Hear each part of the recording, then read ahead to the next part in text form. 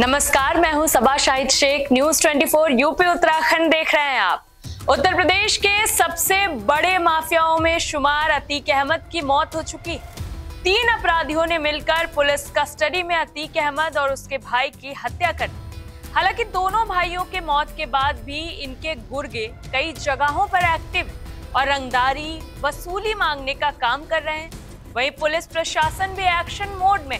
दरअसल माफिया के मौत के बाद भी यूपी पुलिस उसके काले साम्राज्य को ढहाने में जुटी हुई।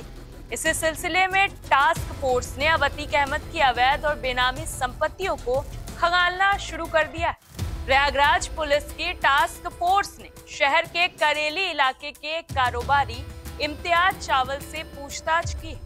लगभग 6 घंटे तक माफिया अतीक अहमद की संपत्तियों के बारे में पूछताछ की गई।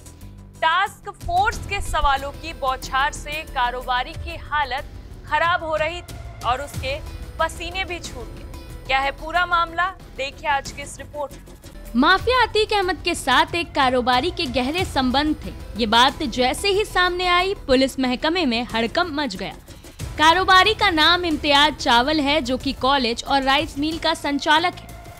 परिवार के कई अन्य कारोबार भी हैं। राइस मिल में अतीक के शेयर के बारे में उससे पूछताछ की गई है। वहीं बैंक स्टेटमेंट से लेकर अतीक की बेनामी संपत्तियों के बारे में भी सवाल पूछे गए हैं। एक महिला को मकान दिलाने का भी मामला सामने आया है। अब पुलिस इस मामले की जांच पड़ताल कर रही है। वहीं कई सवाल पूछने के बाद पुलिस ने रात में उसे छोड़ दिया। पुलिस अफसरों का कहना है कि साक्ष्य के आधार पर आगे कार्रवाई की जाएगी।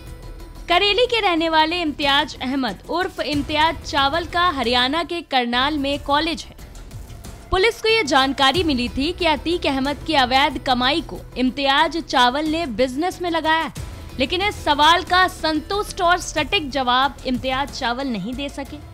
आपको बता दें कि ये टास्क फोर्स अपराधियों और माफियाओं की संपत्तियों का पता लगाने के लिए गठित की गई। वहीं सूत्रों के मुताबिक टास्क फोर्स में 2 एसीपी और 20 पुलिसकर्मी शामिल किए गए हैं। वहीं कई अन्य लोग भी इस टास्क फोर्स के रडार पर हैं, जिनसे टास्क फोर्स जल्द पूछताछ करने वाली।